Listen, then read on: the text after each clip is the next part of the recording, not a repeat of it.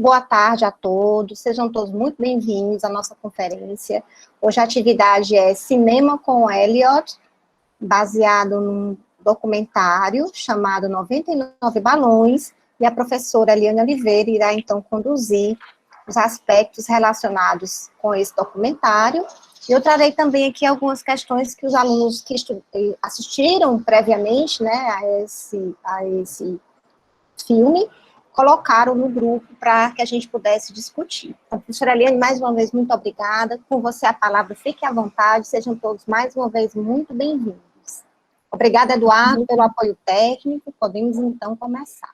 Boa tarde, mais uma vez, e eu quero agradecer esse convite tão importante, tão muito gratificante, para que a gente possa trocar algumas ideias. E eu trouxe aqui algumas reflexões. Eu acho que hoje, como fechamento dos nossos encontros, talvez seja interessante a gente abrir mais espaço para as interações, né? Algumas perguntas, algumas colocações. Então, assim, para iniciar, pessoal, eu vou fazer uma pequena apresentação e depois deixar aberto para que a gente possa compartilhar as ideias, tá certo? Aí, a história do Eliot é uma história que existem muitas histórias na internet sobre essa situação grave que é a síndrome de Edwards, né? Então, a história do Eliot é uma história que traz muitas reflexões para nós. Eu gostaria de começar lembrando, trazendo para a nossa reflexão, que o médico, o profissional de saúde, ele tem que sempre se tornar consciente de que não é um mecânico de corpos, né? Que o corpo, a parte biológica, ela é muito importante, é fundamental a gente ter uma boa formação na área básica, né, que integrada, contextualizando com a clínica, mas nós não somos mecânicos de corpos, né? E também essa visão de que hoje se tem de mundo, né, essa visão trazida desde o começo do século XX, pela física quântica, pela física de Einstein, né, que nos mostrou, que nos mostra que todos estamos interligados. Essa visão de teia é uma visão onde cada ponto, quando afetado, ele vai se expandir, vai ter consequências para toda a rede. E que o todo é muito mais do que a soma das partes, né? Porque quando a gente tem uma visão mecanicista, o que acontece? A gente trata a parte e aí é como se tivesse resolvido o problema. Mas hoje o atendimento integral, o atendimento, a colocação do sistema de saúde em forma de rede, nos mostra, é exatamente por conta dessa visão de que não existe um ponto mais importante. Tudo é importante e também eu gostaria de lembrar, nós já falamos um pouquinho, não é? Quando estudamos sobre as malformações do sistema nervoso central, a meroencefalia ou anencefalia, então nós colocamos a questão da dignidade humana. A dignidade humana, ela é inerente ao ser humano. E ela traz como essência que o ser humano é um fim em si mesmo, né? Hoje, com a visão de mundo, utilitarista, pragmático, utilitarista, se, é, se disseminou a ideia de que a pessoa tem que ser de determinada forma, de determinada etnia, de determinado gênero, quando, na verdade, o ser humano há uma diversidade e, na realidade, nós estamos relacionados, integrados, interligados com o meio ambiente, fazemos parte da natureza. Então, quando nós temos uma pessoa sem os braços, sem as pernas, uma pessoa como o Gerson, que era um artista bonitão, galã, e que depois ficou, né, com sequelas graves de um acidente, de um bebê com meroencefalia. Então, a gente traz a reflexão de que um ser humano não é melhor do que o outro, porque tem uma temporária perfeição, né, do seu fenótipo, porque nós temos também que levar em consideração a saúde mental, que esse modelo, esse paradigma, né, da biomedicina exclusiva, ela, ela se desloca, como se nós fôssemos só corpo, e na realidade a saúde mental, a saúde espiritual hoje é estudada e cada vez mais compreendida, não é? Então, por que que a gente escolheu a historinha do Eliot, que foi, na verdade, a sensibilidade da professora Virgínia, que nos fez trazer esse tópico, né? Primeiro, porque é uma história verídica e é um documentário, na verdade, são narrativas, é uma carta que o pai do Elliot Hartman Money, que nasceu em 20 de julho de 2006 e faleceu em 27 de outubro de 2006, com pouco mais, 99 dias. Ele viveu 99 dias. O primeiro filho desse casal, Matthews, né, e Virginia, apelido Jeannie Money, nasceu no Arkansas, e é muito interessante que é a carta que o pai fez para o filho, primeiro filho de um casal. Então, acho, como uma pessoa que tem alguma experiência, importantíssimo que a gente contextualize cada história, cada ser humano é único. Lembrem que a gente comentou, não é? É um desafio. Nós temos que aprender, nós lidamos com a doença, nós lidamos com o doente e nós lidamos com a família, não é? E é importante, parecem as informações simples, mas que na realidade muitas vezes a gente não age de forma consciente disso. Que o atendimento, que o cuidado, que a prática clínica, a prática laboratorial, quando a gente examina, faz um exame e tem um resultado, um câncer de ovário, um câncer de cérebro, nós estamos, na verdade, falando de uma pessoa, né?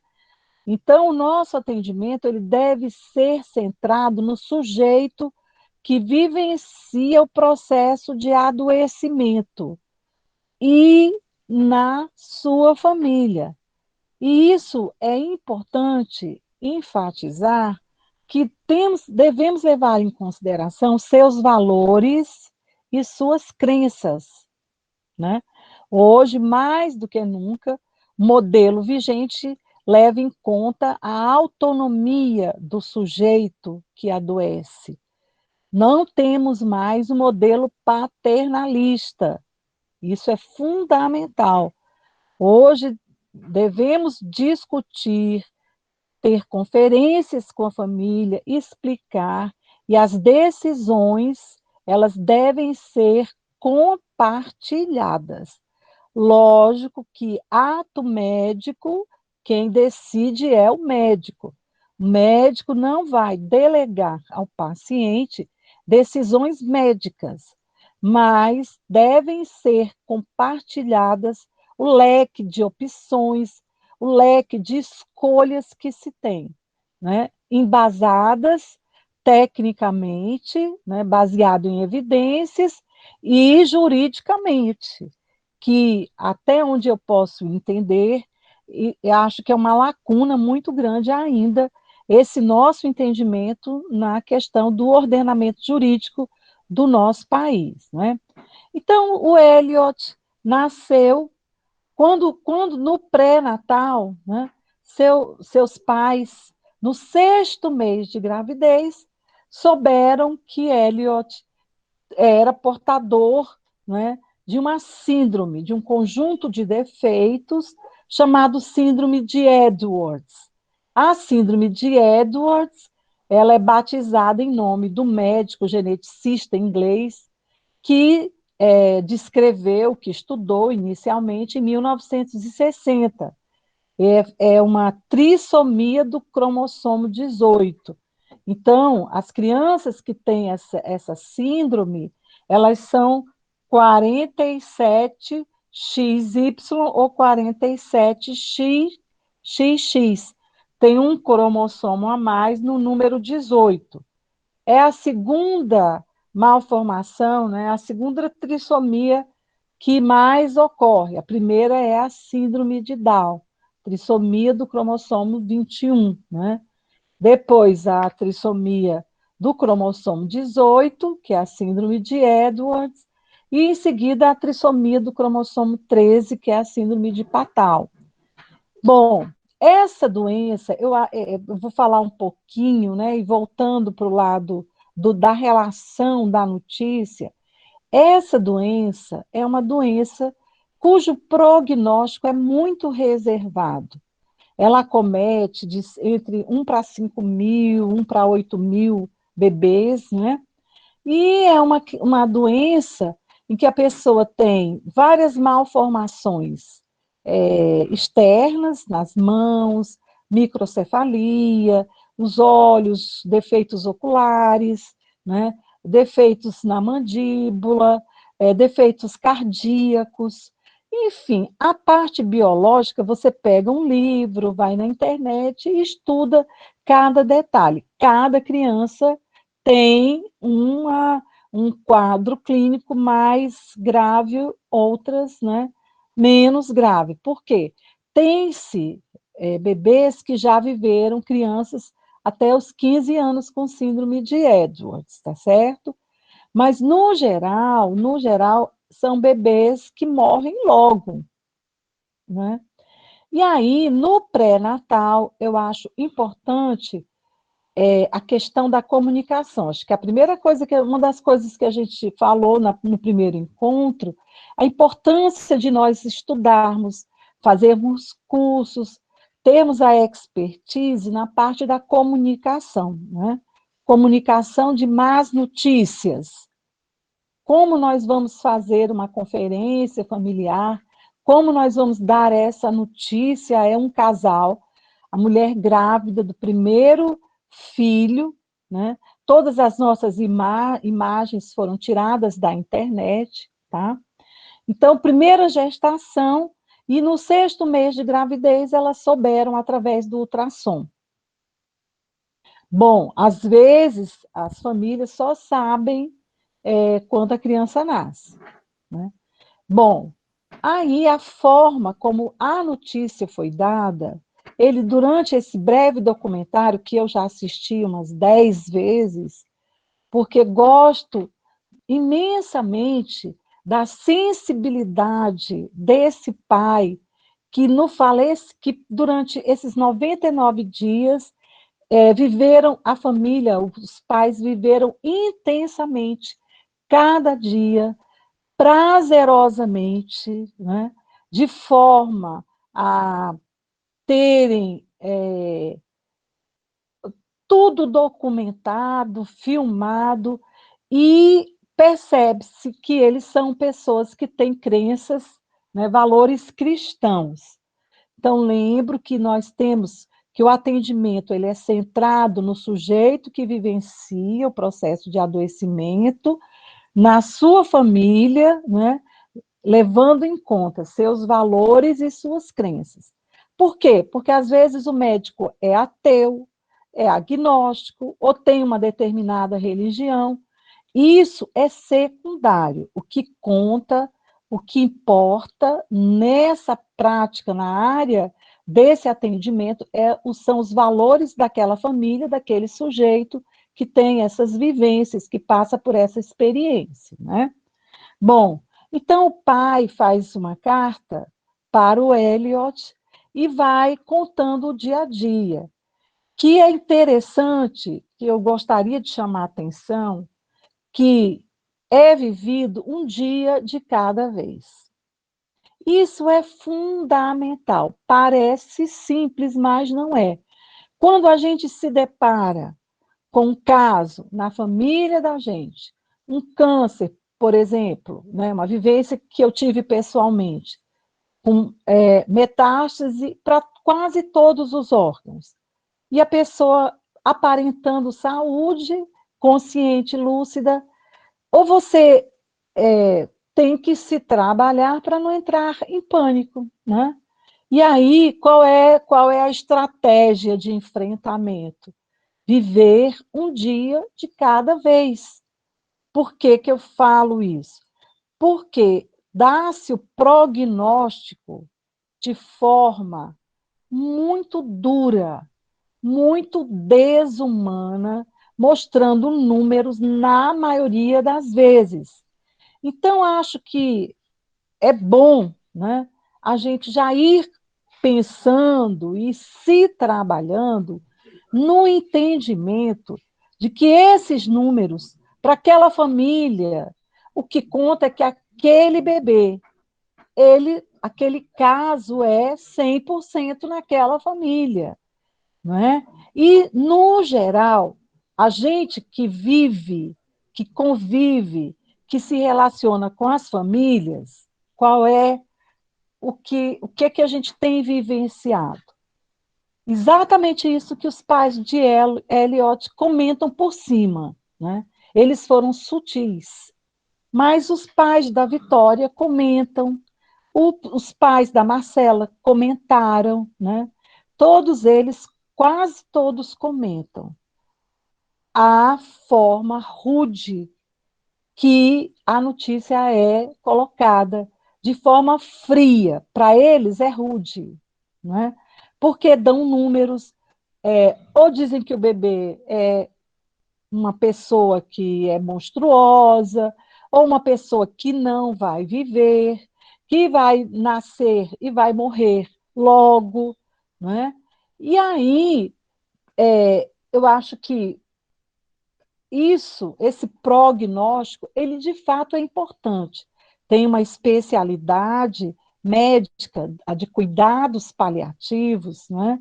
Que palio é manto, proteção. Então, o médico que faz cuidados paliativos, e existem os cuidados paliativos no pré-natal e os cuidados paliativos, né?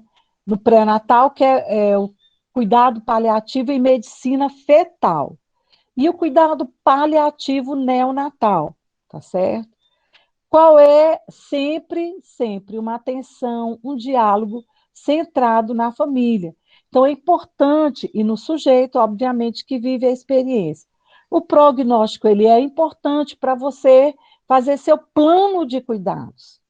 Mas, e também porque tudo que a gente diz deve ser verdade.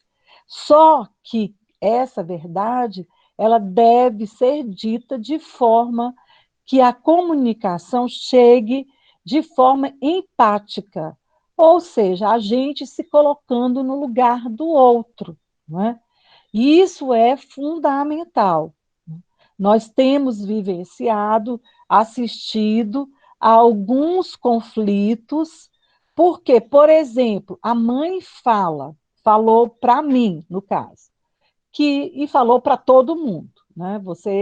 Mas ela ficou mais de uma hora conversando comigo e disse, e ela gravando, porque hoje as pessoas pedem para conversar com você, mas elas estão gravando a conversa.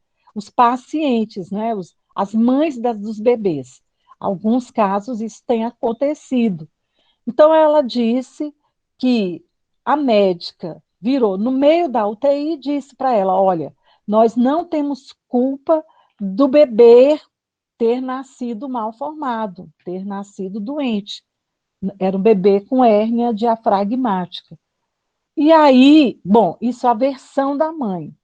Claro que a gente sabe que tem a versão de um lado e a versão do outro lado. Mas o que interessa para nós aqui, em primeiro lugar, evitar conflitos, uma comunicação empática, né? Eu não estou dizendo que a médica disse isso, porque às vezes, a gente distorce as informações pelo estado emocional, pelo choque, pelo desespero, né? Muitas vezes, a gente tem que ter paciência quando a gente lida com bebês doentes, graves, de falar a mesma história 10, 15, 20 vezes, porque faz parte da situação o processo de negação, né? Uma das etapas dessa vivência, né?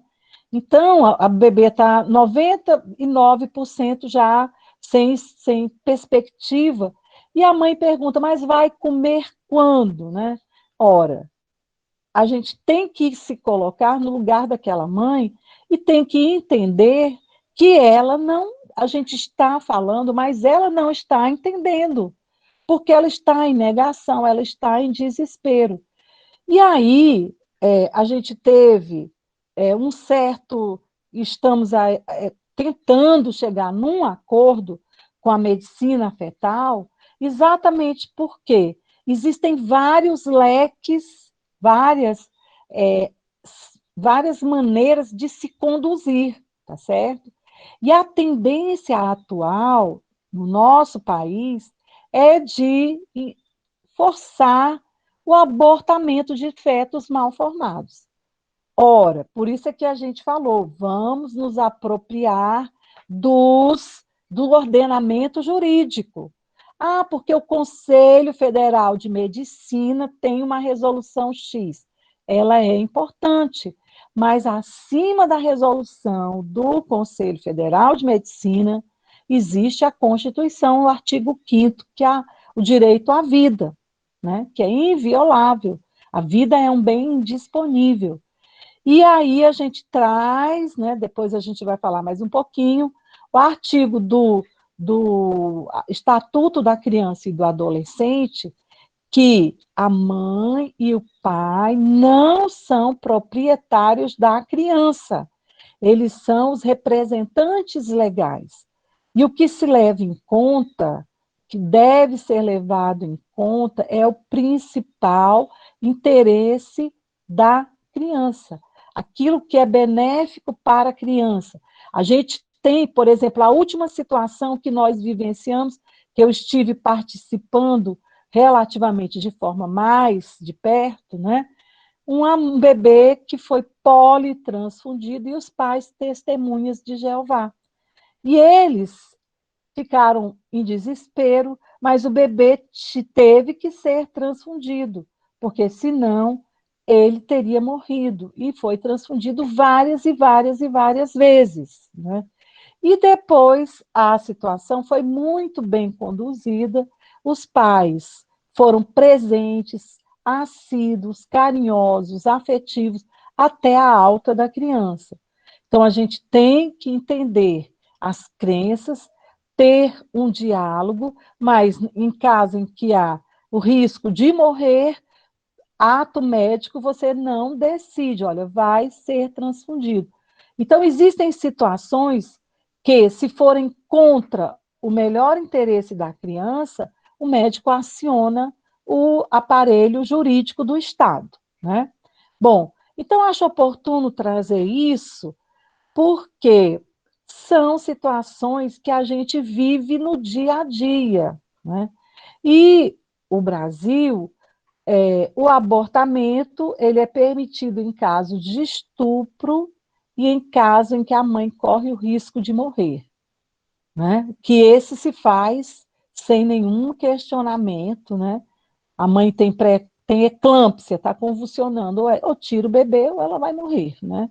Mas os outros, o caso da meroencefalia, é um caso em que há jurisprudência, não é um caso definido pela legislação brasileira. Então, sugiro fortemente que a gente estude o biodireito, né? Principalmente quem for se dedicar à medicina fetal, né? Quem for se dedicar à neonatologia. Então, aproveite e vá estudando a parte da comunicação, né? Então, os pais de Elliot ficaram muito, assim, a gente percebe que eles ficaram chateados com a forma com a qual a notícia foi dada a eles. E também a gente chama atenção para a estatística, né, desses casos, dessas síndromes, elas não correspondem à realidade, na maioria das vezes, porque os bebês são abortados nos países, na Europa e nos Estados Unidos, na maioria das vezes, né? Na França, por exemplo, uma colega nossa de trabalho que engravidou na França, a primeira consulta de pré-natal, a médica perguntou se ela ia querer ter o filho ou não. Então, eles encaram isso naturalmente, né? Pelo menos pela Professora, família. Diga, professora, pois não? sobre, assim, sobre não deixar a vida da criança em risco e os pais ser testemunhos de Jeová e o médico ter o direito de fazer a transfusão, porque é melhor a saúde da criança do que ela morrer, né? Sobre. Isso, A senhora exatamente. pode falar mais sobre isso? Não, o ato médico são decisões médicas que tem você é a profissional, você é a médica. Se aquela criança vai morrer, se você não agir, você é, vai responder por omissão de socorro, por homicídio doloso, né? Teve intenção de matar, porque se você sabia que aquela criança não iria sobreviver se não fosse transfundida, né? Tem que ser transfundida, né? Aí você pode responder se houver ação judicial, que a gente sabe que o direito ele é estático, tá certo? Mesmo se os pais for contra, aí eu entro com direito na justiça, né, para fazer a transfusão, né? Geralmente não dá tempo entrar na justiça, às vezes se aciona, não é, a parte, o juizado da infância, né? Mas a gente tem o conselho tutelar, mas o que é importante, fundamental, é entender que o pai e a mãe não são proprietários da criança. A criança não é um órgão do corpo materno. Eles não têm direitos sobre a criança, eles têm o pai e a mãe têm responsabilidade, né? Se eles não tiverem esse cuidado, assumirem a responsabilidade, a gente aciona o conselho tutelar. A gente tem uma criança lá na nossa unidade que a mãe é usuária de crack. Hoje ela foi até visitar o bebê que está sendo tratado para síndrome de abstinência, ela deu de mamar, e você olha para ela e dá o diagnóstico. Então, a criança só vai ter alta com a presença do conselho tutelar, porque ela não tem condições, né, de cuidar do bebê. Então, vai ser, a justiça foi, conselho tutelar foi acionado, isso não é feito com briga, com confusão, tá certo? Mas um bebê recém-nascido, cuja autonomia é reduzida, né, ele não pode falar, então, um adolescente com câncer no Albert Sabin tem situações muito interessantes, emocionantes, em que o adolescente já tem um discernimento, lá eles têm toda uma estrutura própria, que ele decide na terminalidade, em estado terminal, são situações que o tratamento não vai mais ajudar em nada, então param, né, de investir, de fazer, tá certo? Mas, assim, evita-se o conflito de todas as formas, mas o médico tem que agir quando o ato é um ato do médico. Entubar uma pessoa, quem é que sabe os critérios para entubar, né? É o médico, entubar ou intubar, né? É o médico, tá certo? Então, você não pode deixar de socorrer uma pessoa porque a mãe, o pai não quer que seja socorrido, né? Agora, no geral, eu achei interessante o caso dessa família, porque eles foram muito compreensivos, o caso era gravíssimo, e o bebê foi politransfundido, foi transfundido inúmeras vezes, né? Aquele bebê que a gente achava que teve um risco muito grande de morrer. e ele sobreviveu. E a família foi extremamente cuidadosa, dedicada, carinhosa, afetuosa, presente, né? Então, assim, o ideal é você evitar o conflito, evitar o litígio, tá certo? Então, a gente já está chamando a atenção, porque hoje o médico tem que lidar com a tecnologia, não é? E a gente está vivendo o quê? O pai, a mãe gravando a conversa. Você nem imagina, você conversa na melhor boa-fé, vai explicando e está ali tudo gravado, né? Ou então, mas aí é onde o médico tem que entender, né? Que aquela pessoa está numa situação de desespero, está numa situação de negação, enfim, você que tem que procurar administrar o desafio, o conflito, né? E é uma coisa que quanto mais preparado, consciente você estiver, melhor irá lidar com a situação, né? Porque conflito faz parte da natureza humana, não é? Professora, Até tá diga. certo. Assim, eu vi um vídeo que o filho era anencefalia, tipo isso, anencefalia, aí os pais não querem interromper a gravidez, então o filho nasceu e eles tiveram aquele amor pelo aquele filho, mas queria deixar ele vivo até onde ele suportasse. Eu acho que isso foi uma prova de amor muito grande, que eles não queriam tirar a vida da criança, mas sim que fosse natural, entende? Ele se É o embora, ele... caso do filme da Vitória e o filme da Marcela, né? Que mostram exatamente isso. A gente deve evitar julgamentos, tá certo? Muito interessante. Isso também é outro exercício importante. Não devemos julgar, ele ama mais ou ele ama menos, né? Aí nós estamos falando que o direito de viver é o direito que todo ser humano tem, tá certo? O fato, a visão de mundo de cada um faz com que a pessoa tome as decisões dela baseadas, as decisões na compreensão de mundo que ela tem.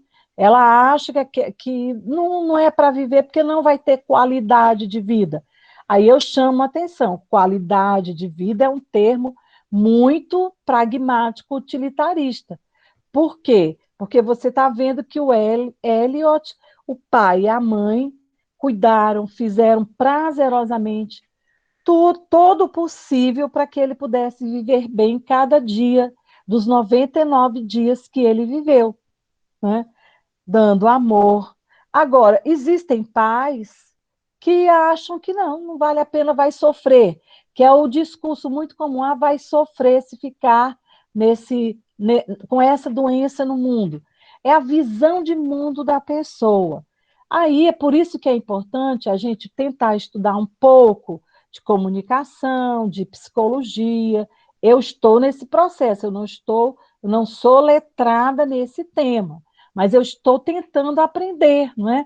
Então, por exemplo, tem um livro muito bom do Dr. Viktor Frankl, Em Busca de Sentido, que é um psiquiatra, neurologista, que passou por 4 campos de concentração no nazismo.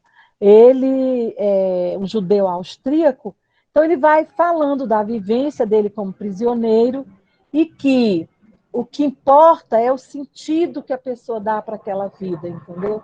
Então, a gente tem que procurar ler, estudar, e não, assim, evitar dizer, fulano ama muito, evitar julgamentos, tá certo? Esse amou mais, aquele amou menos. Não é por aí. É se apropriar para entender a visão de mundo daquela pessoa, porque ali você vai, um índio que adora o sol, a lua, né, para eles o sol e a lua são divindades, aí eles vão estar no hospital e quer um banho de uma erva X. Então, você não pode jamais dizer essa erva não presta, não funciona, porque faz parte da visão de mundo deles, da crença deles, da cultura deles, tá certo? Agora, se a pessoa tiver uma parada cardíaca, não, essa erva vai curar. Não, aí você tem que agir porque você detém o conhecimento e o ato médico é ato médico, né? Tá bom? Então, o que, que a gente chama atenção no pré-natal, de novo? Porque eu acho que isso, para quem está começando, sabe, vai ouvir mais, e porque à medida que o curso vai acontecendo, vai se naturalizando a forma fria de enfrentar as situações que choca muito a algumas pessoas que estão vivendo esse problema. E aí o serviço de medicina fetal deve procurar ter uma abordagem mais humanizada, mais integral possível, né, para essas situações difíceis. Por exemplo, um feto com malformação grave do sistema nervoso central, faz um ultrassom com malformações cardíacas graves, com malformações renais, né? Aí, por exemplo, um bebê que nasce sem os 2 rins, não tem como sobreviver. Aí você vai ter que conduzir aquela situação, por isso que eu sugeri o livro do Dr. Viktor Frankl. Por quê? Porque não existe isso de evitar sofrimento, de não sofrer. Todo mundo sofre, né? Uns mais, outros menos. Uns têm resiliência, têm uma capacidade de enfrentamento, outras maior do que outras pessoas, né? Mas não existe isso, não vou sofrer. E quando é que a pessoa se torna mãe? No momento da gravidez. Quando é que o bebê começa seu desenvolvimento? Na hora da concepção. Tem o zigoto, a partir daí tem o patrimônio genético daquele bebê que vai, né, entrar no processo de desenvolvimento. Tem o período crítico mais vulnerável, que são as primeiras 8 semanas. Depois, a partir daí, nós vamos ter o desenvolvimento dos órgãos, o crescimento, o amadurecimento, né? Então, você vai... isso aí é muito, muito individual, né? Então, os pais de Elliot, no 6º mês da primeira gravidez, descobriram que o bebê tem a síndrome de Edwards. E eu gostei demais dessas fotos, desde o primeiro dia de vida do Elliot, chamando atenção para o olhar. Você olha essa foto dele, a maior, você vê que as mãozinhas dele são bem defeituosas, né? Mas, quando ele abre os dedinhos, você percebe, né, a forma que a mão não abre direitinho. Mas é um olhar de um bebê sereno, você percebe que é um bebê que de fato é amado, e ele percebe o entorno, ele percebe as coisas ao redor dele. Porque uma das grandes tarefas do Elliot foi despertar isso, próprio pai diz, não é? Uma paixão imensa que eles continuaram depois trabalhando com crianças deficientes e suas famílias, né? Então, eles fazem parte de um grupo, em inglês, Every Life Counts, né? Toda vida conta. Eu acho isso muito emocionante. Toda a vida, quer dizer, aquela pessoa, ela é importante para alguém, né? Mas ela é toda defeituosa, é cadeirante, é deficiente visual, não enxerga, não escuta. Mas ela é importante para alguém, para alguma pessoa, é um ser humano. E nós não vamos... Esse julgamento de um ser humano melhor, mais bonito, é que está completamente equivocado, né? Olha só o Elliot segurando aqui a mãozinha, né, do pai dele. Você percebe que é um ser com sentimentos. Porque quando a gente trabalha com bebês, a gente percebe quando o bebê é estressado, quando o bebê está, né, quando ele é sereno, tranquilo, né? Então, gente, os sintomas, né, são muito dessa síndrome, né? São muito variados, né? Não é uma coisa matemática, tá certo? Você tem um bebê que nasce com peso geralmente baixinho, abaixo de 2,5 kg, quando ele nasce de tempo. O Elliot nasceu com 2,700. Então, não é uma receita de bolo, né? A maioria desses casos, eles são abortados espontaneamente no começo da gravidez, né? E está relacionado a muitos estudiosos dizem que ocorre mais quando a idade materna passa dos 35 anos, né? E, na realidade, dizem também que acontece mais com meninas, tá certo? Então, o Elliot saiu do padrão, né? E que já existem adolescentes com 15 anos portadores da síndrome de Edwards. Então, é uma gama de defeitos muito grande. Olha o dedinho, a mãozinha, que é bem típica, não é, de bebê com síndrome de Edwards. E aí nós temos essa gratidão, né, a esses pais que tiveram essa sensibilidade, né, que trouxeram, esse pai que fez essa carta, esse pai que no dia que o bebê morreu, no enterro, no funeral, soltaram os 99 balões, né, porque para honrar cada dia em que o Elliot viveu, é uma forma, eu achei assim, impressionantemente bonita de lidar com uma situação muito difícil, né? Ele foi assim, eles são de uma grandeza, de uma sensibilidade que a gente não tem palavras para assim expressar isso, né? Porque no nosso meio nós precisamos investir, cuidar, né, dos pais, dos homens. É muito, tanto que quando um pai pede permissão, quer ver o filho, eu sempre digo, gente, tem que ter tapete vermelho para esse pai, porque geralmente as mulheres são mães, de fato. Existem aquelas que saem, né, as exceções. Mas pais de verdade são poucos, em todas as classes sociais. Parece que é uma coisa da cultura local nossa, né? Que você vê o pai, ele está ali presente se tiver a mãe, mas ele não. E aí a gente tem que. Estamos. Né, a gente está num crescendo de ação com relação a isso. Mas não é a nossa norma, um pai com essa sensibilidade, com essa dedicação, né? Você vê que ele cuidava, dividia a madrugada com a mãe do Elliot. Então a gente sempre reforça, olha, pegue o bebê, bote no colo, né? Cuide, troque a fralda, porque é muito complicado, né? Então, gente, o atendimento, né, ele tem que ser centrado na criança e na família, tá certo? E é importante esse vínculo, essa presença, essa participação, né? É importante para a formação do vínculo, porque é uma vivência única cada gestação.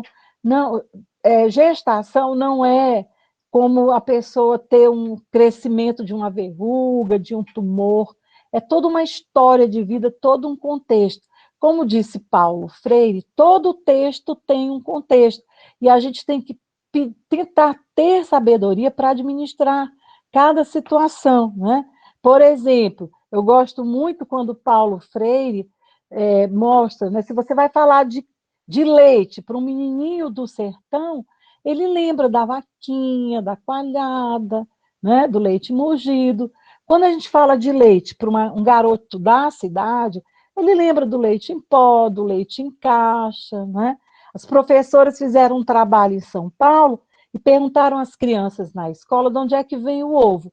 Responderam que vinha do supermercado, porque não vem galinha colocando ovo, né? E aí a gente tem que entender que cada pessoa tem a sua história, tem o seu contexto, tem o seu, né? E aí a gente traz aqui de novo o Estatuto da Criança e do Adolescente, né? Então, importante, o artigo 7º, a criança e o adolescente têm direito à proteção à vida, à saúde, mediante políticas sociais públicas que permitam o nascimento e o desenvolvimento sadio e harmonioso, em condições de existência digna, né? Então, quando você fala dignidade, tenha muito cuidado. Quando fala em prognóstico, né? Vai viver um mês, uma semana. Se viveu 99 dias esse vídeo do Elliot foi a sensação na internet, trouxe reflexão para muitas pessoas até hoje mandam cartões, cartas para a família, não é? E a doutrina da proteção integral e princípio do melhor interesse, baseada no reconhecimento de direitos especiais e específicos de todas as crianças e adolescentes até um dia antes de fazer 18 anos, né? A prioridade é a prioridade absoluta dos direitos da criança e do adolescente e o princípio da dignidade humana aplicado à criança e ao adolescente. Ou seja, cada ser humano é um fim em si mesmo, né? Então, você falar em que a criança é horrível, que não vai viver, mas quem é que... isso aí tem que ter muita sabedoria para falar sobre isso, falar disso, porque ninguém sabe nem se, né, agora com essa pandemia, quantos jovens morreram, né, apesar de terem toda a saúde, e o vírus, né, devastou o organismo. Né? Pais atuam como fiduciários, ou seja, defensores legais e morais dos filhos. A relação entre pais e filhos é de responsabilidade e não de direito. E o médico é defensor do sujeito sob os seus cuidados. Então, se alguma decisão da família contrariar o melhor interesse da criança, é obrigação do médico acionar o sistema judicial, senão ele será cúmplice, não é? Então, assim, É, diga... assim, o que mais revolta os pais é o médico dar prognóstico, sabe? É falar até quando a criança vai viver. É muito delicado a pessoa estimar a vida de uma pessoa, entende? Pois é, mas olha, o que foi que eu falei no início? Cuidados paliativos é uma especialidade médica em que se lida com situações que limitam a vida ou ameaçam a vida, né? E existe o estado de terminalidade, quer dizer, uma pessoa doente em estado terminal. Então, a gente vai fazer o quê? Cuidados paliativos. Vai dar conforto, alívio, né? Mas sabe que aquela situação não vai ter mais cura. Então, faz parte da especialidade do cuidado, dos cuidados paliativos, fazer o prognóstico. A gente tem que ter uma ideia, sabendo que aquilo não é matemático. Porque quantas pessoas o médico às vezes diz, olha, vai viver 3 meses e vive 30 anos, né? Então, a gente não sabe matematicamente, a gente deve estudar, agora tem que saber dizer, essa sabedoria, o como falar, como se comunicar, é uma arte que o médico dessas áreas especialmente tem que se trabalhar, principalmente nos dias atuais, em que a gente não tem mais o modelo paternalista. O que era o modelo paternalista? Era aquele modelo em que a palavra do médico abaixo de estava acima de qualquer, né? Não se perguntava o que era que a pessoa pensava, o que gostaria. Não, o tratamento é assim, tem que ser assim, tem que operar. Hoje não. Hoje as decisões devem ser compartilhadas. Claro, lembrando que não se compartilha ato médico. A pessoa está em risco de vida, né, vai morrer se não tiver aquele tratamento. Então, você tem que agir, né? Mas não se tem mais um modelo paternalista, né?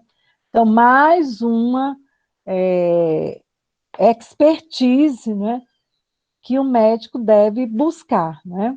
Então, gente, assim, o foco básico é trazer as histórias. Eu acho esses 3 documentários importantes para a gente se colocar no lugar das famílias, né? Para a gente procurar pensar na empatia, que é se colocar no lugar do outro, porque estudar tecnicamente a embriologia hoje é uma das mais fantásticas áreas do conhecimento. Você tem a genética, que ajuda a estudar o desenvolvimento humano, a biologia molecular, né? Você tem vários experimentos, mas a medicina é uma ciência humana que tem uma base biológica. Esses estudos, eles são vitais, são importantíssimos, mas nós lidamos com seres humanos. Então, mais um desafio para nós, não é? Mais um desafio para quem vai trabalhar, para quem trabalha com o ser humano, né? E principalmente hoje, com a tecnologia, você consegue corrigir, tratar, aliviar, confortar, né? E é muito mais gratificante, né? Não, eu fiz tudo o que eu podia, eu fiz o meu melhor, vou procurar conversar, explicar. É uma síndrome que a sobrevivência é limitada, né? Mas até a maneira como você fala do bebê é diferente. Geralmente você pode falar de uma forma mais empática e poderá falar de uma forma fria, técnica, excelente, mas que poderá chocar ou ocasionar um conflito, né? Então, a gente chama atenção para isso, porque é até fácil estudar as síndromes, é até fácil você fazer um parto, o difícil é lembrar que ali tem uma pessoa com uma história, né, um contexto, né? Então, isso aí eu acho que vale a pena, sabe, chamar atenção, e esses documentários, eles trazem isso, né? O da Vitória traz uma família de classe média, que fez o possível, até cirurgia estética na Vitória, colocaram uma placa, né, uma prótese. A Marcela, que é uma família mais simples, extremamente amorosa, extremamente carinhosa, foi uma experiência gratificante, rica de ensinamentos para aquela família, né? Nenhum momento eles pensaram e rejeitaram a criança. E o caso do Elliot, uma família, primeira gravidez, o primeiro filho, porque primeira gravidez ela sempre marca, né? Porque tudo é novo e existe o bebê imaginário, aquele bebezinho, né? Em que a gente visualiza o bebê das revistas, né? Então, o apoio é fundamental. Eu acho que a doutora Ana poderá aprofundar, né, essa, esse, esse tópico, né, porque ela dá essas notícias para essas famílias no seu dia a dia, na sua vivência, como a gente faz também, né? Só que a gente lida depois que a criança nasce, muito embora a gente já esteja participando dos casos no serviço de medicina fetal, né? Quando o bebê tem indicação de cuidados paliativos, os fetos candidatos a cuidados paliativos em medicina fetal. E a gente teve 2 casos de síndrome de Edwards na maternidade que me marcaram muito, né? Um casal que veio lá de Beberibe, e eles extremamente simples, extremamente cuidadosos, e assim, até ele entender o pai, a mãe, a gente conversando e falando, e explicando, e a menina nasceu e viveu poucas horas. Então, nós colocamos nos braços do pai, e ele acompanhou todo, ficou com a criança no colo até, né, o falecimento da criança. E ele havia sido preparado no pré-natal ainda no serviço de medicina fetal, porque isso você não vai fazer na sala de parto quando a pessoa não está esperando, né? Tem todo um preparo, as conferências familiares, a gente fala dos prognósticos, né? E o outro caso que me marcou muito foi numa conferência familiar, né? Eu tive só esse encontro, mas esse encontro foi marcante, porque é uma equipe multidisciplinar, né? E eu era uma das pessoas que estava ali, mas eu não continuei com esse acompanhamento. Então, o pai, extremamente simples, extremamente semi-analfabeto, mas muito presente, muito dedicado, muito carinhoso, e ele trazia já no seu celular, ele já tinha conseguido entender a síndrome de Edwards, que até o nome é um pouco difícil quando a pessoa, né, vive no sertão, no interior, e não que sejam menos, é uma questão do seu dia a dia, do seu cotidiano, né? E me chamou muita atenção o grau de compreensão, de entendimento, de busca por entender, por aprender sobre o caso do filho, do bebê, entende? Por isso que eu acho esse documentário interessante. Nunca a gente pode subestimar ou deve subestimar a inteligência de ninguém. Aquela pessoa que você pensa que não vai nem conseguir entender, ela entende tudo, ela participa, ela entende quando ela é respeitada, ela entende quando ela está sendo tratada de forma, né, educada. Então, isso aí é que faz a diferença, tá certo? E como a gente falou do primeiro encontro, ou foi no segundo, né? Eu acho que, como educadora, o importante, né, eu aprendi com o professor Stuart Manning, achei inesquecível, é que a gente seja médico melhor para o mundo, para as pessoas, e não melhor do mundo, porque aquela estrela inacessível, ela não vai, né?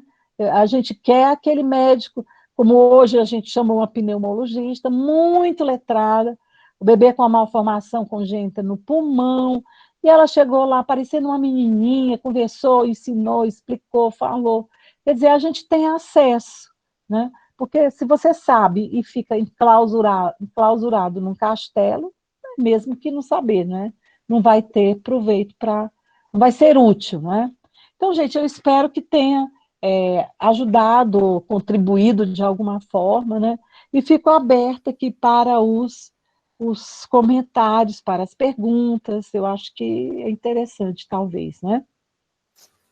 Professora Eliane, olha, me tocou muito, viu, o vídeo, me tocou muito, sempre a forma tranquila e segura como você traz essas colocações.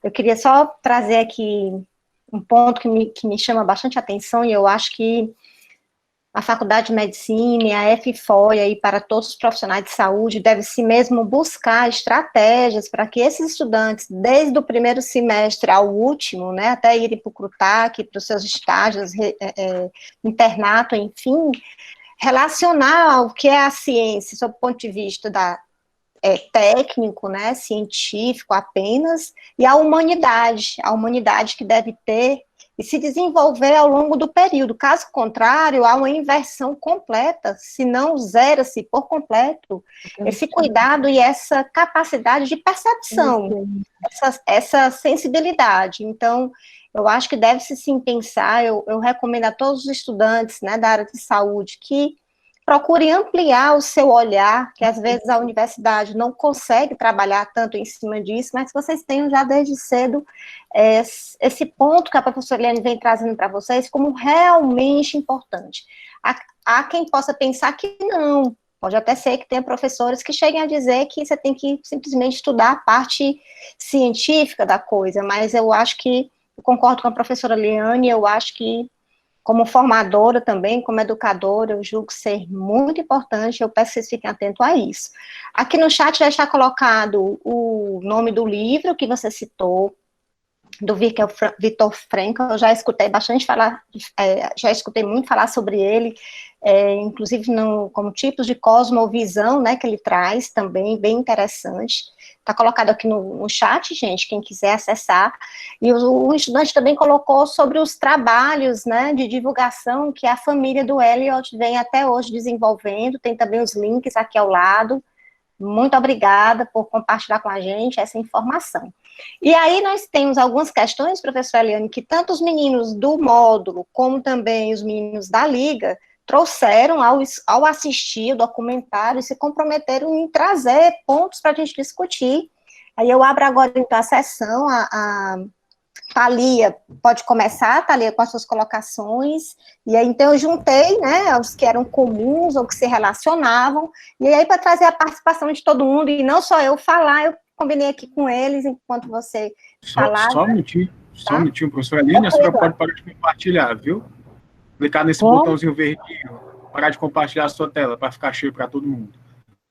Isso. Aqui? Não, isso, nesse aí. Isso, pronto. Perfeito. Vocês conseguem me ouvir? Thalia, estou ouvindo, eu vou fechar aqui o meu microfone para não dar microfonia. Então, a proporção que uma for começando, pessoal, o outro perceber que pode falar, por favor, pode abrir o microfone e colocar sua pergunta, sua colocação, tá bom?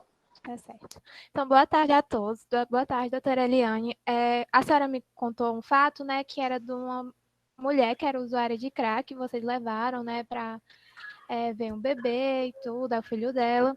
E aí eu fiquei com a dúvida, porque como é que a senhora, como médica, leva em consideração a vulnerabilidade, né, socioeconômica de certos pais em relação ao enfrentamento deles, em relação às malformações, em relação à síndrome na gravidez, na descoberta delas na gravidez ou após a gravidez, como é que a senhora faz, assim, como é o manejo que a senhora faz para tentar explicar, para tentar entender as condições que aquela criança vai ser cuidada. Aí eu fiquei com essa dúvida. Olha, a sua pergunta é excelente. Eu acho que é a etapa que essa geração deve ficar atenta, né? Porque eu comecei na neonatologia em 1986.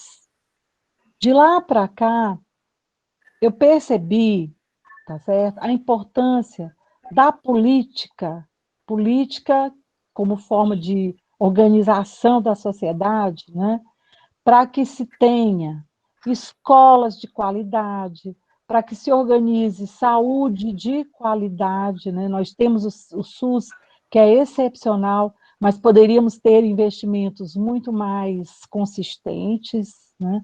Embora o Brasil seja um continente, e nós temos que reconhecer que não dá para você comparar o SUS com a organização da saúde em Portugal, na Espanha, que são excepcionais, né? Que a Espanha é do tamanho de São Paulo. Mas o fato é que a gente tem uma experiência extremamente difícil, muito, muito difícil, das mães, das famílias que vivem em extrema vulnerabilidade social, que é a grande maioria, né? Nesses últimos 10 anos, fecharam muitas maternidades, tá certo? E a maternidade escola vive no limite, exatamente porque uma das causas foi o fechamento, uma das causas é o fechamento, né, das maternidades do entorno aqui de Fortaleza, tá certo? Então, nós precisamos de ter um pré-natal de qualidade. Isso é o quê? Organização política. O médico fica sujeito à forma como está organizada a nossa rede, né?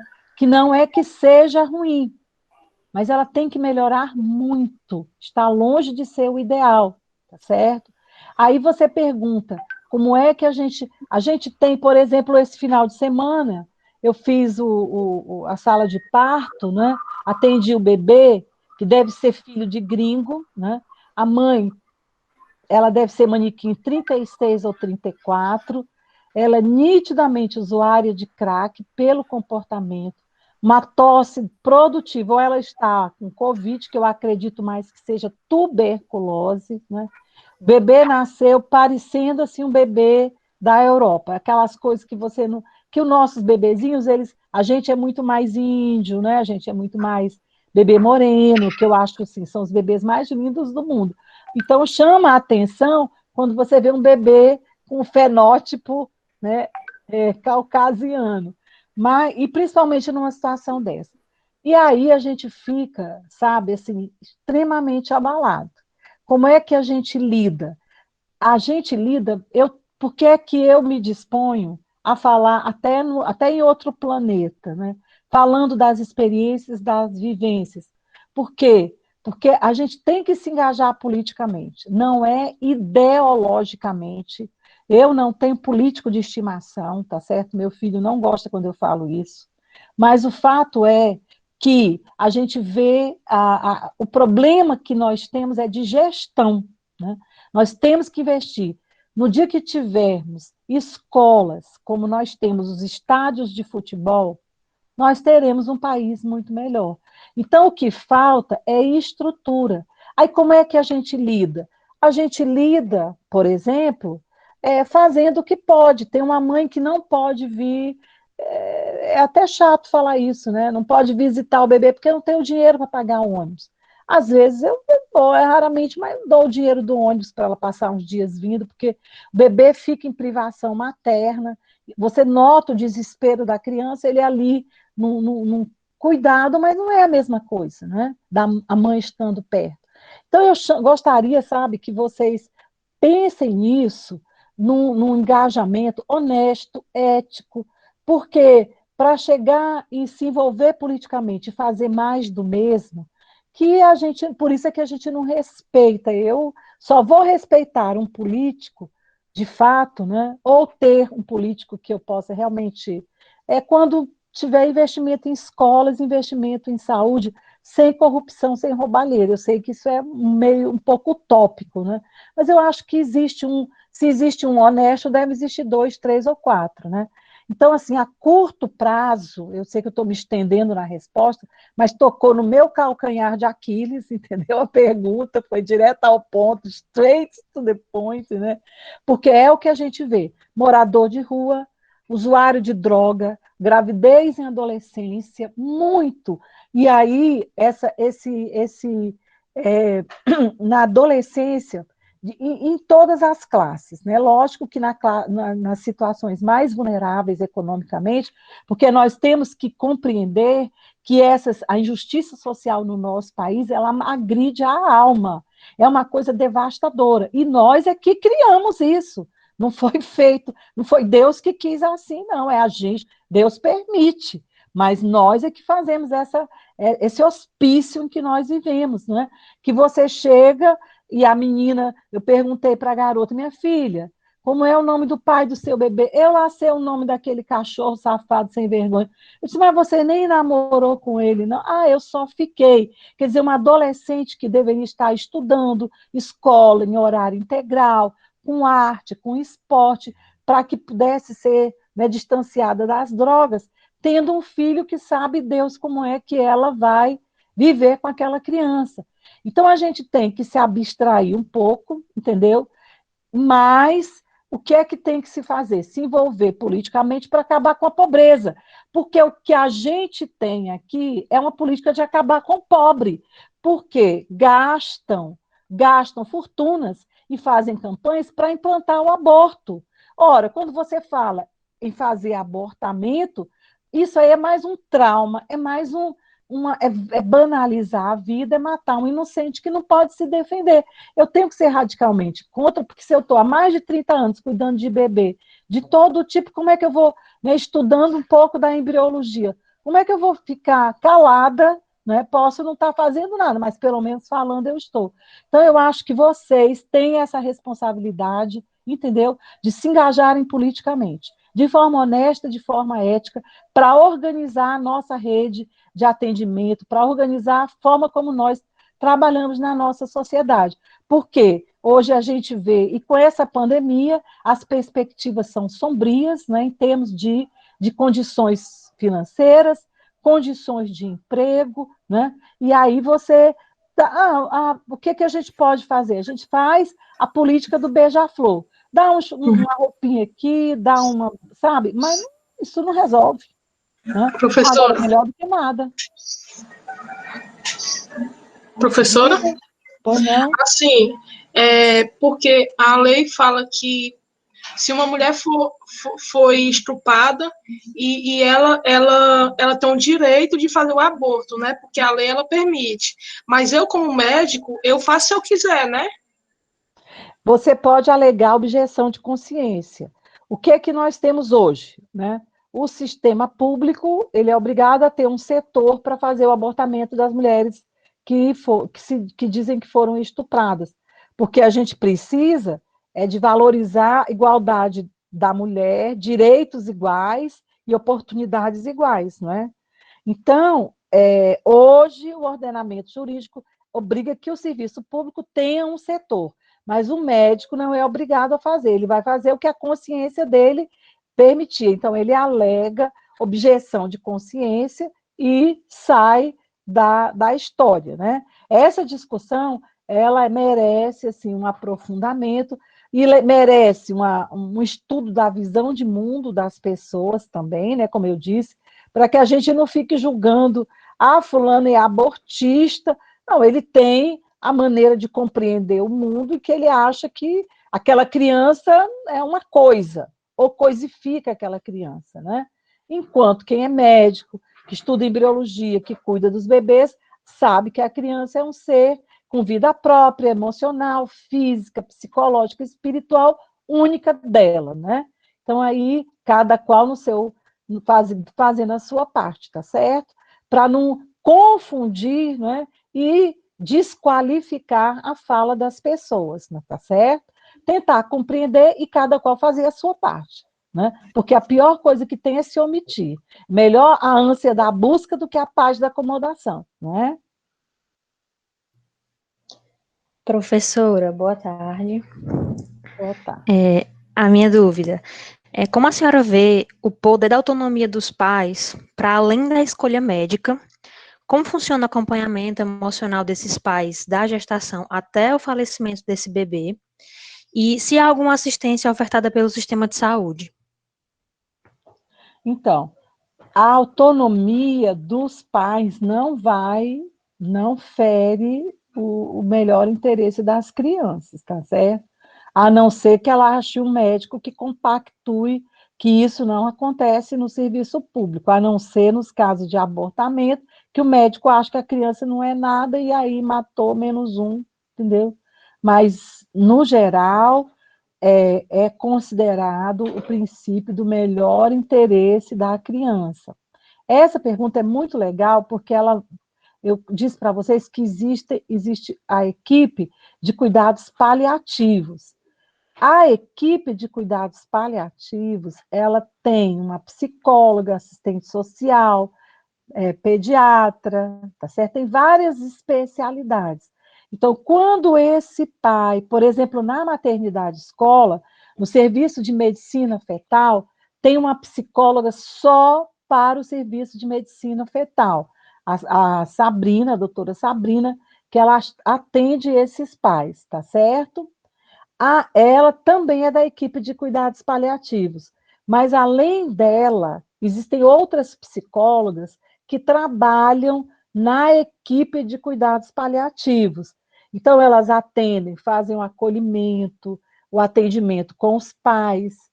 Às vezes, o irmão, por exemplo, muitas vezes, é, a, o irmãozinho, a irmãzinha, né, tá lá em casa estressado, sofrendo, porque o irmão está numa situação e a criança não está vendo, os pais estão prestando menos atenção nele porque o outro está mais longe e precisando.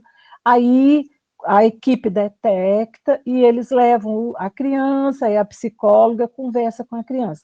Cada caso é individualizado e procura-se um atendimento individualizado, tá certo? Mas tem um serviço de psicologia muito bom na maternidade. E isso é relativamente novo aqui, tá? A HGF tem a equipe de cuidados paliativos, a maternidade escola tem a equipe de cuidados paliativos. O Valdemar de Alcântara tem também o serviço de cuidados paliativos, né? Que já há algumas décadas existe na Europa, nos Estados Unidos, tá certo? Então, já se preocupa nesse acolhimento, né?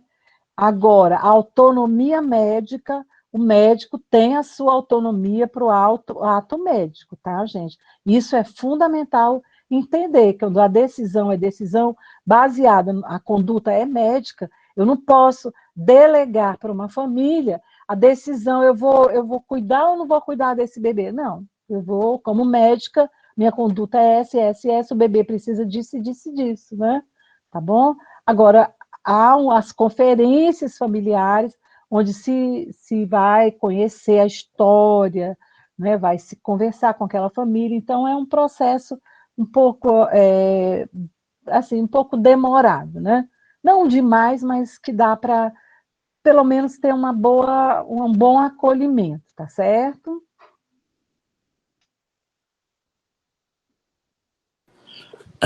Professora, boa tarde.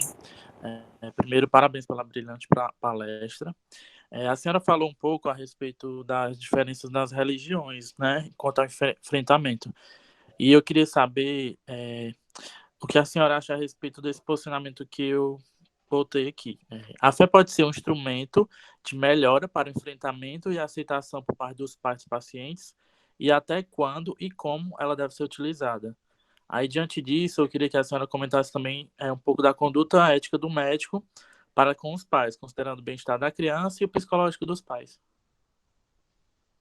Menino, como é teu nome? Como é o nome desse estudante? Gutenberg, professora. Gutenberg, meus parabéns pela sua pergunta.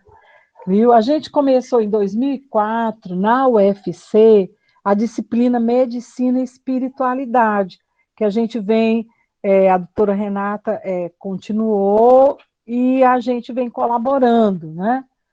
Porque há décadas que a disciplina espiritualidade, ela é ministrada em universidades americanas e europeias. E na nossa faculdade começou em 2004. Exatamente porque se sabe hoje, através de estudos baseados em evidência, né, que a espiritualidade, ela é fundamental para a resiliência, para o enfrentamento das situações limites, das situações difíceis, tá certo? A fé é fundamental, é importantíssima, sabe? Já existem estudos sobre a oração, o poder da prece, a oração intercessória. Agora, a espiritualidade, ela, você pode cultivar a espiritualidade através da religiosidade ou não. Muitas vezes a pessoa cultiva o seu lado espiritual através da arte, da música, da meditação, e a maioria através da religião, da religiosidade. Então, o que o médico deve fazer? Isso tudo baseado em estudos, né? Ele deve, em primeiro lugar, a conduta, o ato médico é centrado no sujeito que vivencia aquele processo de adoecimento. Então, e na família. Então, o importante é o que o paciente acredita, se ele é ateu, se ele é mórmon, se ele é testemunho de Jeová, se ele é espírita, se ele é budista, se ele é muçulmano. Então, você tem que trabalhar respeitando os valores e as crenças daquela pessoa, né? E aí, obviamente, que existem casos, por exemplo, esse que eu contei, do bebê que foi politransfundido, e o pai e a mãe testemunho de Jeová, isso é colocado para a família com o máximo de tato possível e vai explicando para a família, você não vai se contrapor, né, desrespeitosamente aquela postura de visão de mundo, de crença daquela família, tá certo? Então, a espiritualidade, ela vai mostrar que o ser humano é muito mais do que um amontoado de células, né?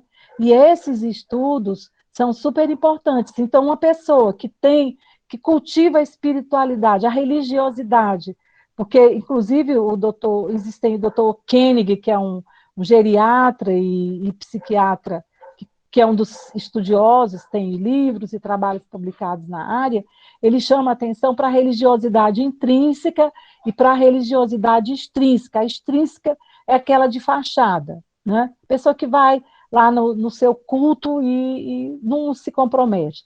Mas aquele que é comprometido, que realmente acredita, que realmente cultiva, né, o seu lado espiritual, então já se sabe que essas pessoas, em processos cirúrgicos, elas curam mais depressa, têm alta mais depressa, tem um sistema imunológico mais fortalecido, aí dosaram, tem menos interleucina 6, entendeu? Então tem muito estudo, só o que tem nessa área, né?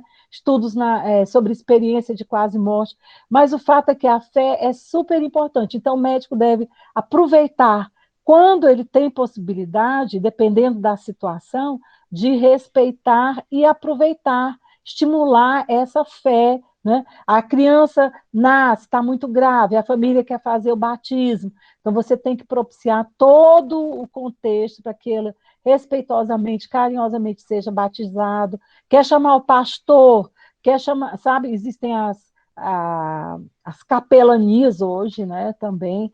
Então, assim, é uma área muito importante para a saúde humana, tá certo?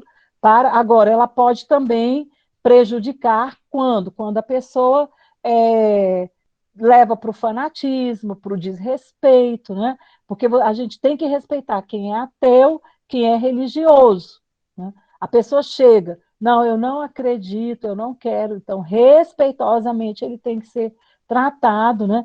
Agora, eu me lembrei do doutor Luzmar, que eu amo de paixão, que ele faleceu há uns 2 anos atrás, foi meu professor no mestrado em cirurgia, né, aí na UFC, e ele era uma pessoa muito querida, ele era coloproctologista. E o Luzmar, ele deu aula para mim de didática, né? Eu fiz a parte de didática, e ele dizia, eu até pedi permissão, Luzmar, eu posso falar isso sempre? Ele disse, pode falar, né?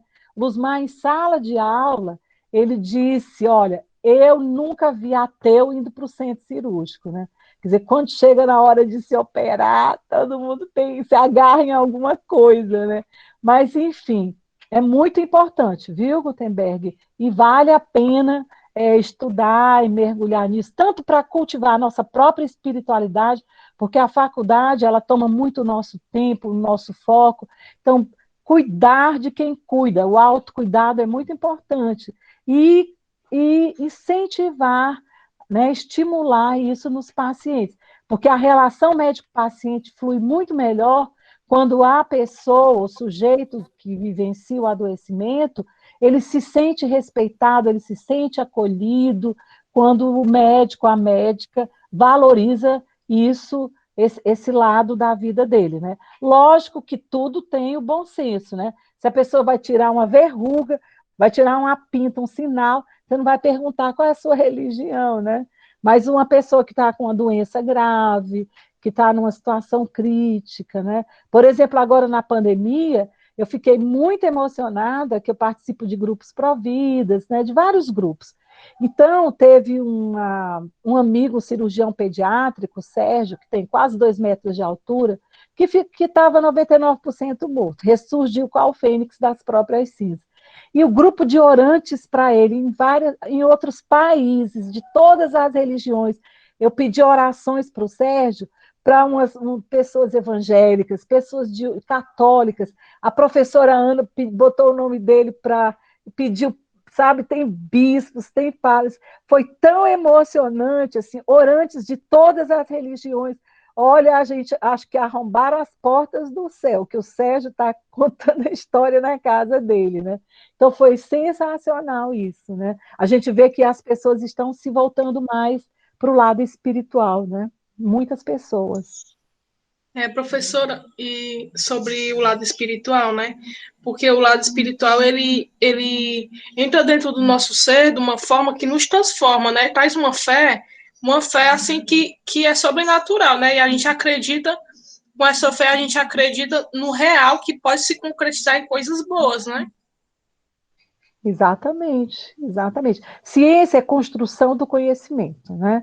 Então a gente tem muita coisa para estudar sobre o ser humano, sobre as potencialidades humanas, poder do pensamento. Você vê que tem estudos de preces intercessórios fantásticos, que a pessoa, quando, né, tem hospitais nos Estados Unidos que quando a pessoa quer e permite, ela entra no grupo de pessoas que oram.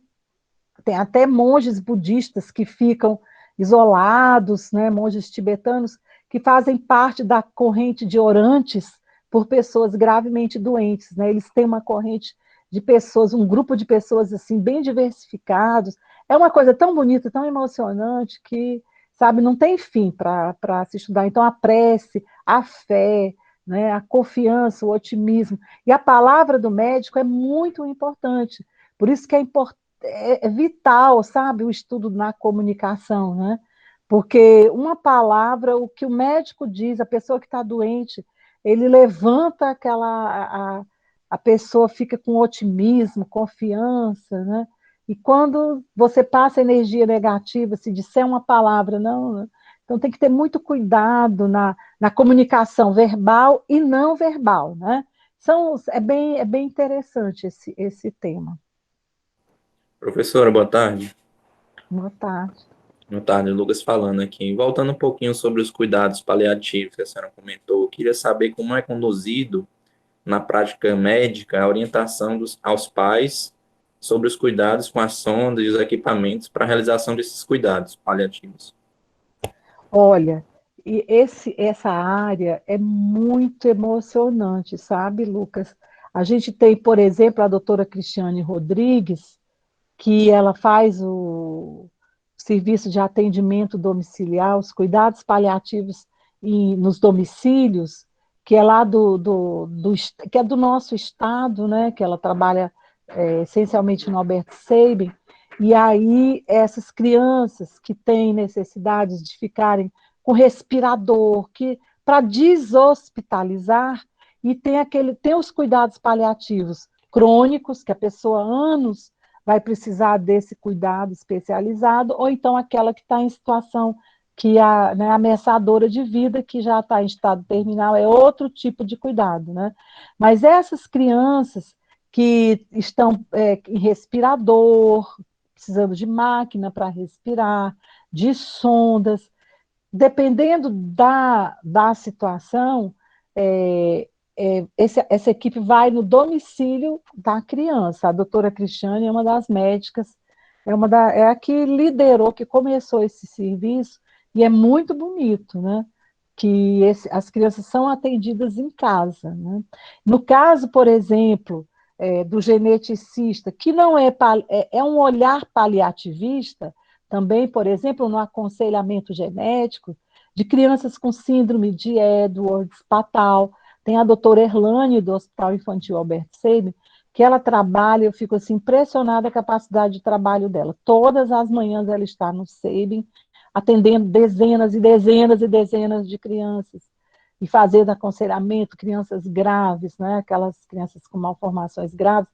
Esse final de semana ela deu alta para uma criança com síndrome de Patal, a trissomia do 13, que estava gastrostomizada, né, que fez um orifício, uma operação para poder alimentar pelo estômago, e aí a criança recebeu toda a orientação, a família recebeu toda a orientação para cuidar do bebê, e a doutora Erlane foi que deu a alta e orientou para que a mãe procure o serviço, né, na hora que precisar, o SEIB está de portas abertas para acolher, atender, socorrer essas crianças, porque o objetivo número 1 é deshospitalizar, porque precisa desse vínculo, desse afeto, desse cuidado, que só a família dá, não é? Não tem outra pessoa, nenhuma máquina, nenhum profissional, por mais dedicado, ele consegue suprir, né, a convivência, o vínculo da família, sabe?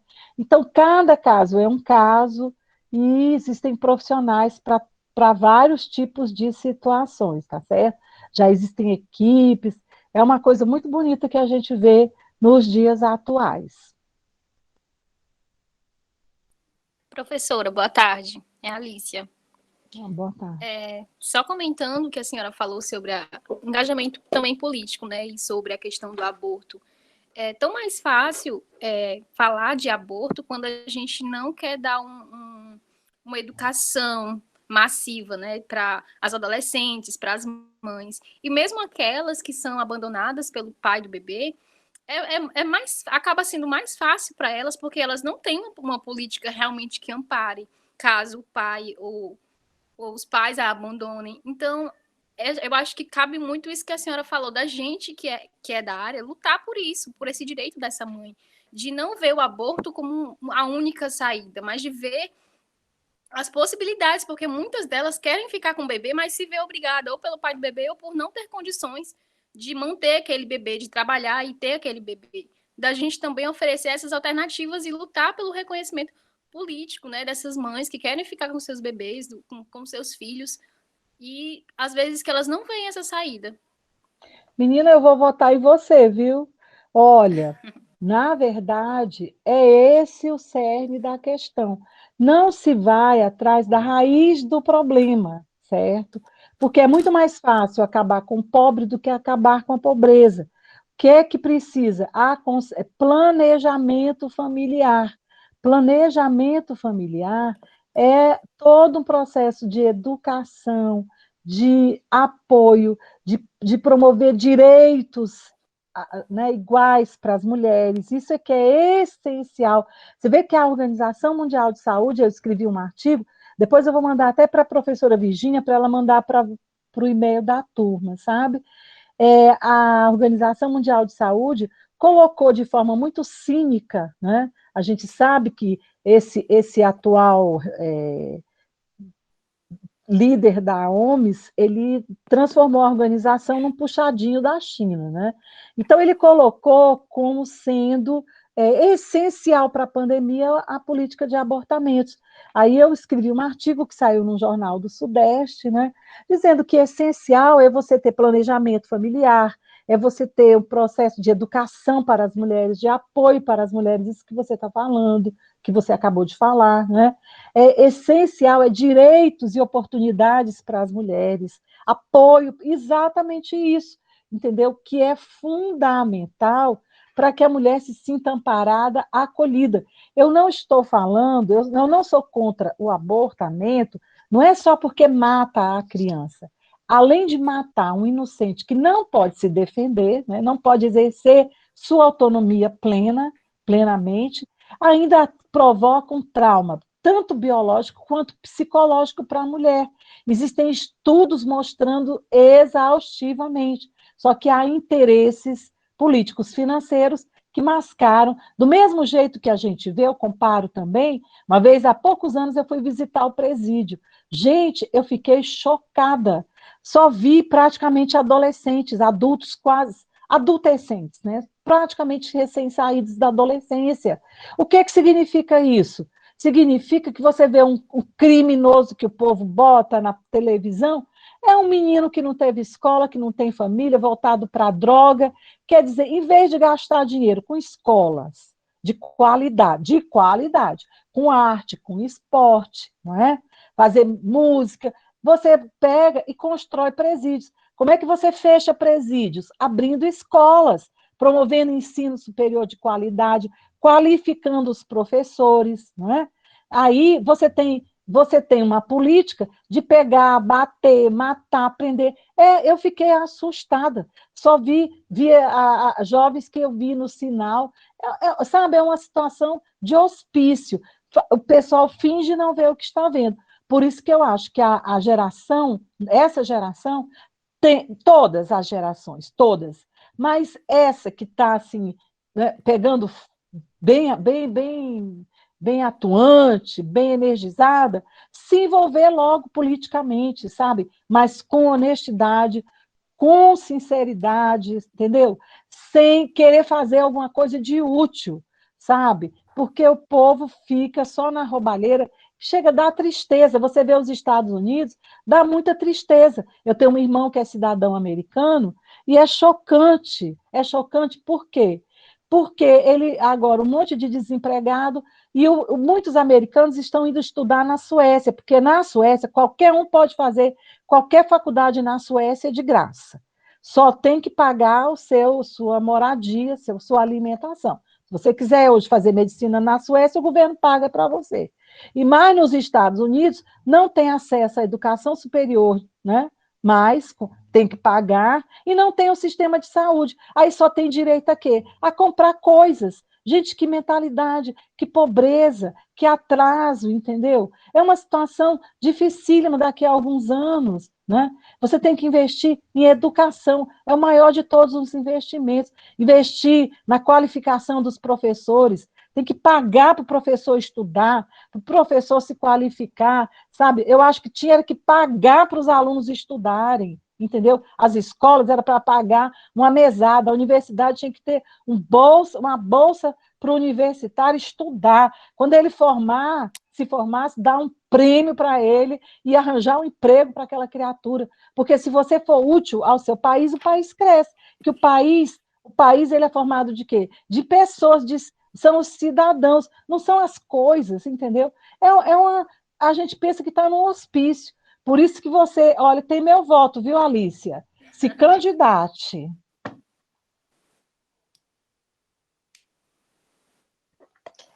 Não sei se alguém mais tem alguma pergunta, ou a própria Alícia, que está com o microfone aberto, quer perguntar mais alguma coisa, Alícia? Quero não, só agradecer mesmo. Obrigada. Tá. Professora Eliane, eu tenho só, então, uma última colocação. Acho que transcorreu maravilhosamente bem. Você trouxe todos os pontos de maneira muito sábia, quero te falar. E eu queria, antes de colocar a última pergunta, só dizer, assim, da importância que foi essa construção, de uma forma muito colaborativa, entre os estudantes do módulo e a Liga, na busca dessas perguntas que chegaram para você. Então, parabenizo aos meninos, eles têm se esforçado muito, né, nos grupos que a gente montou dentro do Gênese, e aí cada um dos colaboradores ficou instigando aos seus colegas para assistir ao filme, a pensar em algo para trazer como pergunta para você, e tornar esse momento ainda mais produtivo. Da mesma forma, também a Liga, e aí os meninos juntamos, os meninos da Liga trouxeram aí para você, e mostra mais uma vez como, se a gente quiser ir rápido, a gente vai sozinho, mas se a gente quiser ir mais longe, a gente vai junto, né? Aí a gente consegue chegar mais longe. E aí tem aqui uma última colocação, que era só o porquê dessa associação da má formação na cabeça, na síndrome de Edwards, com, por exemplo, a má formação fetal. Você deixar aí um spoiler para eles ficarem bem curiosos de estudar embriologia. Tem aqui uma mensagem de um dos integrantes da Liga, citando Pitágoras, que educai as crianças e não será preciso punir os homens, aí colaborando com a sua fala, tá bom? Esse pessoal são estudantes que são, a gente percebe, comprometidos com uma vida melhor, né? Um mundo melhor, uma sociedade melhor. E eu também quero parabenizar, viu, professora Virgínia? Estou gratamente surpresa pela sua iniciativa, pela sua visão, sabe? Porque eu interpreto como sendo, assim, o mais gratificante de viver é de saber que o lugar que eu trabalhei tantos anos, ele está hoje melhor do que esteve, né? Porque é isso que a gente quer da vida. Hoje, melhor do que ontem, e amanhã, melhor do que hoje, né?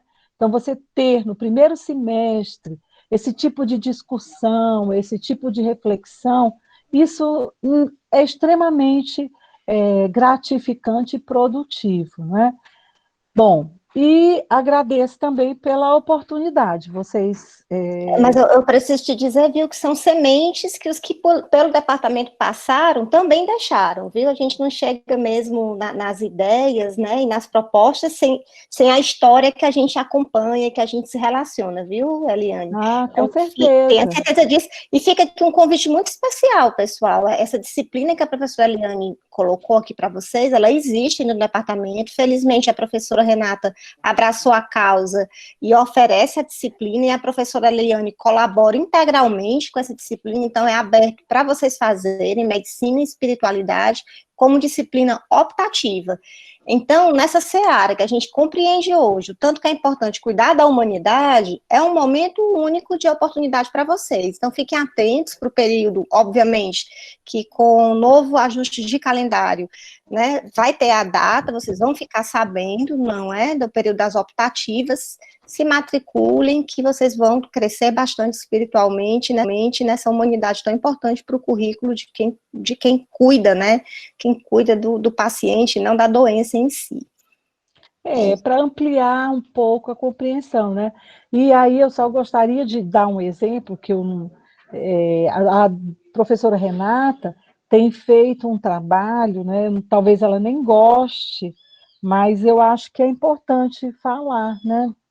Quando me perguntaram o que a gente faz, né, nesse contexto de tanta vulnerabilidade social, né? Então, assim, há quase 2 anos aproximadamente, doutora Renata tem um grupo de companheiras que todos os meses elas organizam de 25 a 30 kits de enxovalzinho para os bebês, né, mais vulneráveis. Todos os meses eles trazem, aí eu levo para a maternidade, levo para a maternidade escola, para o César Caus, né? E essa mãe que eu falei que é usuária de crack, tuberculose, que teve o bebê lindão, eu saí domingo à tarde, fui levar 2 kits para ela gritava tanto de alegria que eu falei assim, meu Deus, mas eu procuro não aparecer, porque a líder do trabalho é a professora Renata, né? Mas, enfim, é um trabalho de muita energia positiva, né? A síndrome de Edwards, então, é causada por uma não disjunção, um defeito na meiose, né? E aí o bebezinho, já do comecinho, ele nasce todo mal formado, com vários tipos de malformações, né? Ou malformações, tá certo? E aí, o que acontece? Uma das coisas que acometem o bebê, né, com síndrome de Edwards é a microcefalia, defeitos oculares, porque o tecido nervoso se forma começa a formação na 3ª semana do desenvolvimento. Olha só como é importante a embriologia, gente. 3ª semana do desenvolvimento. Isso é fantástico, quando surge a placa neural. E no período crítico do desenvolvimento, aí você vai ter da 4ª à 8ª, né? Aí depois da placa neural, forma-se o tubo neural, 4ª semana. Aí no 24º dia, fecha a parte superior, no 26º dia, o tubo na parte inferior. Então, você está vendo que é tudo no primeiro mês de gravidez, né?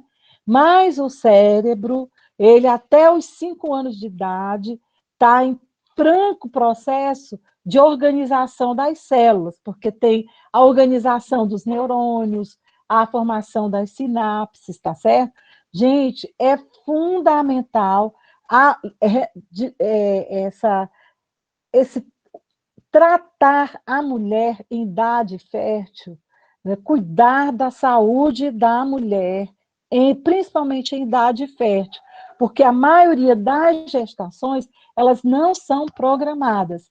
Então, por isso é que a gente diz, o pré-natal, eficientemente, tecnicamente, ele deve começar antes da gravidez, tá aí, tá vendo? Cuidar da menina, da mulher, do jovem, porque ele precisa compartilhar, né? Tanto que existem estudos mostrando problemas de saúde mental no rapaz em casos de abortamento.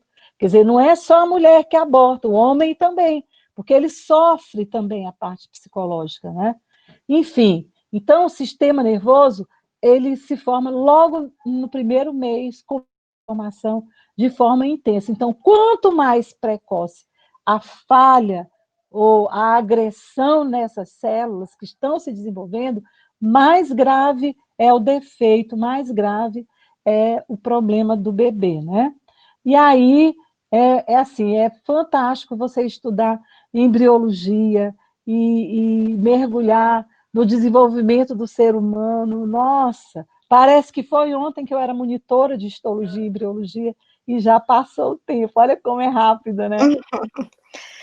E convivendo com esses jovens, a gente se sente sempre jovem. Eu, pelo menos, eu me sinto tão jovem, eu acho que isso é desse convívio, né, com eles. Então, eu atribuo a Melhor isso. profissão do mundo é a de professor, porque a gente aprende muito mais do que o que a gente ensina, né?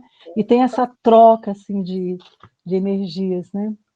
Professora Eliane, eu não tenho palavras para agradecer a sua dedicação em ter estado com a gente por 3 encontros, 3 importantes encontros.